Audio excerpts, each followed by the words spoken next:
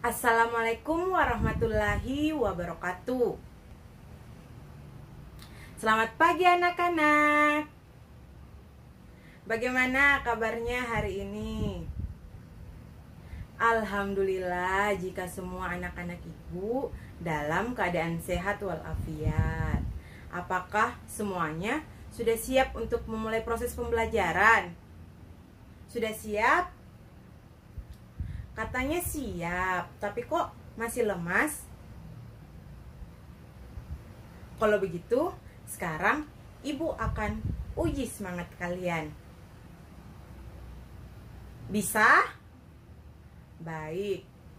Sekarang, ayo kita mulai.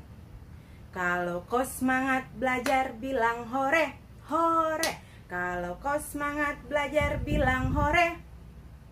Kalau kau semangat belajar, mari kita tunjukkan. Kalau kau semangat belajar, bilang hore, hore. Ya, sekarang anak-anak ibu sudah semangat untuk mengikuti proses pembelajaran. Tetapi sebelum kita mulai proses pembelajaran, seperti biasa, kita berdoa terlebih dahulu. Ya, Nak Alim, silahkan pimpin doanya. Bismillahirrohmanirrohim. Rabbi zidni ilman warzuqni fahman. Amin. Ya, sekarang ibu ingin tahu apakah semuanya anak-anak ibu hadir. Semuanya hadir? Kalau begitu, ibu cek kehadiran kalian ya.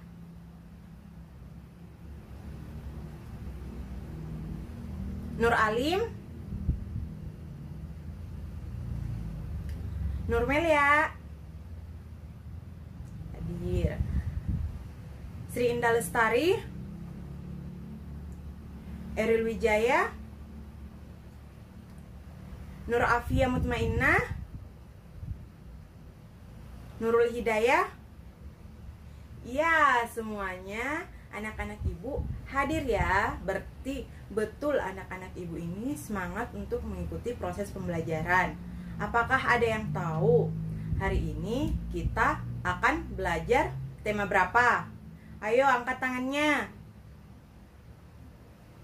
Ya, Nurmelia, betul sekali. Jadi hari ini kita sudah memasuki tema 3, benda di sekitarku, subtema 1, aneka benda di sekitarku. Ya, dengan tujuan pembelajaran yang pertama, dengan membaca teks yang berjudul aneka benda-benda di sekitar kita, anak-anak ibu dapat mengidentifikasi informasi dari teks tersebut. Yang kedua, melalui pengamatan, anak-anak ibu dapat membedakan benda yang hidup dan juga benda yang tidak hidup. Yang ketiga, dengan membaca tentang sifat fisik benda, anak-anak ibu dapat mengelompokkan benda sesuai dengan sifat fisiknya. Yang keempat, dengan memperhatikan arahan dari ibu, anak-anak ibu dapat mengukur panjang benda dengan satuan panjang baku yang sering digunakan. Sekarang, karena kita sudah mengetahui tema, subtema, serta tujuan pembelajaran yang akan kita capai pada hari ini, ibu ada sebuah lagu, yaitu lagu Topi Saya Bundar. Pasti semuanya sudah pernah menyanyikan lagu tersebut. Sekarang kita akan menyanyi bersama-sama ya. Boleh? Baik, sekarang kita mulai menyanyi ya.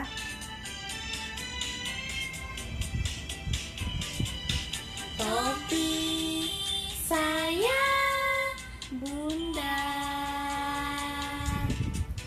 bundar topi saya. Kalau tidak bundar, bukan topi saya. Sekali lagi ya. Bundar, bundar topi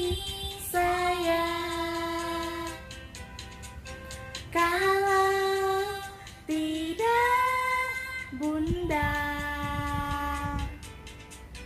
bukan topi.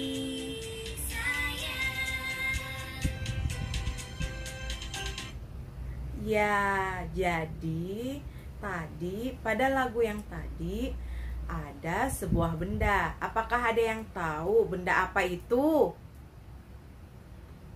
Ayo angkat tangannya. Ya, betul sekali yang dikatakan oleh Nak Melia. Benda yang ada pada lagu tersebut yaitu topi. Apakah ada anak-anak ibu yang tahu benda apa saja yang berawalan huruf T selain topi? Ayo angkat tangannya. Ya, Nak Inna. Betul sekali. Selain tempat pensil yang disebut oleh Nak Inna, apakah ada lagi? Nak Sri?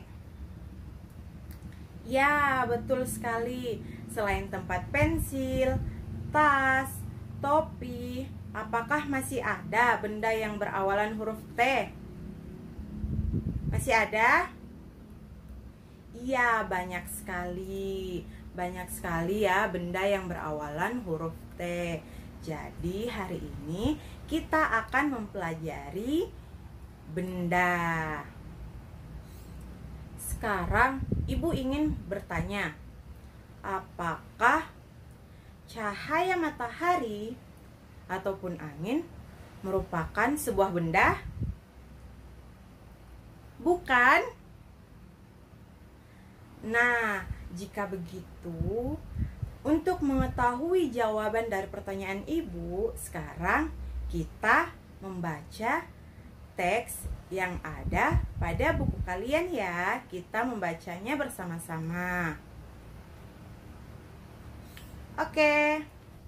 Jadi sekarang kita akan membaca teks benda-benda di sekitar kita. Apakah benda itu manusia, hewan, dan tumbuhan merupakan sebuah benda? Batu, gelas, dan buku juga merupakan benda. Dapatkah kalian lihat perbedaannya? Manusia, hewan, dan tumbuhan merupakan benda hidup, sementara batu, gelas, dan buku merupakan benda yang tak hidup. Benda adalah segala sesuatu yang menempati ruang dan mempunyai massa. Massa benda dapat diukur dengan cara ditimbang. Manusia, hewan, tumbuhan, batu, dan buku menempati sebuah ruang dan juga memiliki massa. Bagaimana untuk membedakan benda dengan yang bukan benda? Apakah cahaya termasuk benda? Bagaimana dengan panas? Cahaya dan panas bukanlah benda. Cahaya dan panas tidak menempati ruang. Cahaya dan panas juga tidak dapat ditimbang. Jadi anak-anak, dari teks yang tadi kita baca, kita dapat ketahui bahwa cahaya matahari dan juga angin bukan merupakan benda. Ya, betul sekali. Apakah ada yang tahu apa saja benda yang ada pada teks tersebut? Coba kalian angkat tangannya, siapa yang ingin menjawab?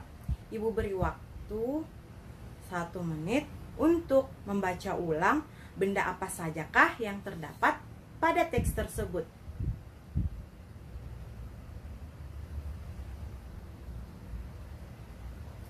Ya, Nurul Hidayah, benda apa saja yang terdapat pada teks tersebut?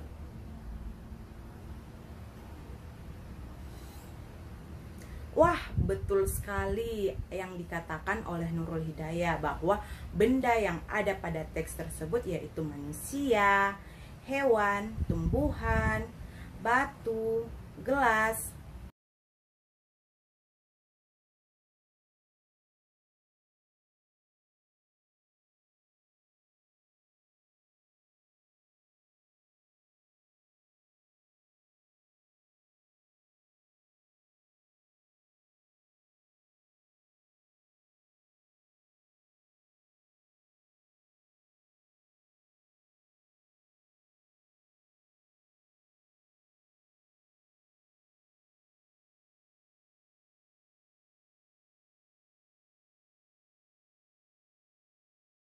Nah, setelah kita membaca teks tadi, tentunya anak-anak ibu sudah dapat membedakan yang mana merupakan benda dan yang mana bukan benda. Sekarang kalian silahkan amati gambar yang ada pada di samping ibu ini. Dari ke-9 gambar yang ada pada samping ibu ini, yang manakah yang merupakan benda? Silahkan angkat tangannya apabila ada yang ingin menjawab.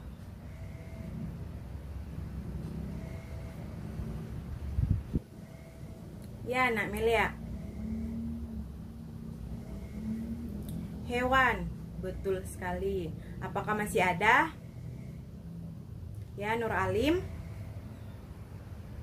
Ember. Apakah betul ember merupakan sebuah benda? Ya, betul sekali anak-anak ibu. Jadi, gambar yang ada pada di samping ibu ini terdapat 6 yang merupakan benda. Apa sajakah selain hewan dan ember yang telah disebutkan oleh Nur Melia dan juga Nur Alim? Nah, sekarang kalian silahkan tuliskan pada buku kalian yang mana sajakah yang termasuk benda yang ada pada gambar di samping ibu ini. Baik? Ya, baik. Sekarang kalian silahkan perhatikan benda-benda yang ada pada sekitar kalian. Tentunya benda-benda yang ada pada sekitar kalian memiliki bentuk, ukuran, warna yang berbeda-beda. Betul atau tidak? Betul. Ya, karena semua benda tentunya memiliki sifat fisik yang berbeda-beda. Sifat fisik benda adalah apa yang ditangkap oleh mata kita terkait benda tersebut. Yang kita lihat, ya. Jadi sifat fisik benda itu apa yang dilihat oleh mata kita. Seperti misalnya kita melihat pensil. Nah, sifat fisik pensil tersebut dapat berupa warna, ukuran, besarnya, panjang, ataupun juga bentuk pensil tersebut. Sekarang kita akan membahas terkait sifat fisik benda. Ya, betul sekali. Jadi, sifat fisik yang pertama yaitu ukuran benda. Ukuran benda, ya, ukuran benda. Jadi, dari benda-benda yang anak-anak ibu amati di ruangan ini, tentunya semuanya memiliki ukuran yang berbeda-beda. Seperti pada gambar yang ada di samping ibu ini, ada 4 gambar benda, di mana 4 gambar benda yang ada di samping ibu itu memiliki ukuran yang berbeda-beda. Ada yang besar, ada yang kecil, dan juga ada yang sedang. Ya, betul sekali. Selanjutnya yaitu sifat fisik benda yang kedua yaitu dari segi bentuknya. Ya, dari segi bentuknya tentunya benda-benda yang ada di sekitar kita memiliki bentuk yang berbeda-beda. Seperti gambar yang ada di samping ibu ini, dari ke-7 benda yang ada pada gambar di samping ibu, semuanya memiliki bentuk yang berbeda-beda. Seperti jam yang ada di gambar ini berbentuk segitiga, bola berbentuk lingkaran. Adapun batu bentuknya abstrak karena batu tersebut sudah hancur. Ya, betul sekali. Nah, yang ketiga yaitu warna. Warna benda yang ada pada sekeliling kita yaitu tentunya berbeda-beda. Seperti halnya pada contoh gambar di samping ibu ini, semua benda yang ada pada di samping ibu itu memiliki warna yang berbeda-beda. Sama halnya tas kalian, semuanya memiliki warna yang berbeda-beda. Ya, betul sekali. Jadi, sekarang kita akan mengelompokkan benda-benda yang ada di sekitar kita dalam kelompok yang berdasarkan sifat fisik benda tersebut. Nah, Ibu akan membagi kalian dalam 3 kelompok. Kelompok yang pertama yaitu Nur Alim, Nur Melia, dan Nurul Hidayah. Yang kedua yaitu Sri Indah Lestari, Anggun Triwulandari, dan juga Eril Wijaya. Kelompok yang ketiga Nur Afia Mutmainnah, Dian Sulistiawati, dan juga Muhammad Nur. Ya, jadi setiap kelompok mengelompokkan benda berdasarkan sifat fisiknya. Nah, dan kalian tuliskan alasan mengapa kalian mengelompokkan benda tersebut. Sudah paham? Ya, jadi sekarang anak-anak Ibu silahkan duduk bersama teman kelompoknya, lalu mengamati benda-benda yang ada di sekitar kalian, dan tuliskan jawaban kalian pada lembar kerja yang telah Ibu bagikan tadi ya. Apakah semuanya telah selesai mengelompokkan benda-benda yang ada di sekeliling kalian? Apabila sudah semuanya, silahkan kembali pada tempat duduk yang semula dan kita akan melanjutkan pembelajaran kita pada hari ini. Ya, anak-anak Ibu silahkan kembali pada tempat duduknya. Ya, jangan ribut, silahkan kembali perhatikan Ibu. Nah, lihatlah gambar yang ada pada di samping Ibu ini. Apakah semua anak-anak Ibu sudah pernah melihat keempat gambar yang ada pada samping Ibu ini? Sudah pernah? Nah, benda-benda yang ada pada samping Ibu ini dikelompokkan berdasarkan, apakah ada yang tahu benda-benda yang ada di samping Ibu ini dikelompokkan berdasarkan apa? Ya, betul sekali yang dikatakan oleh Nadian.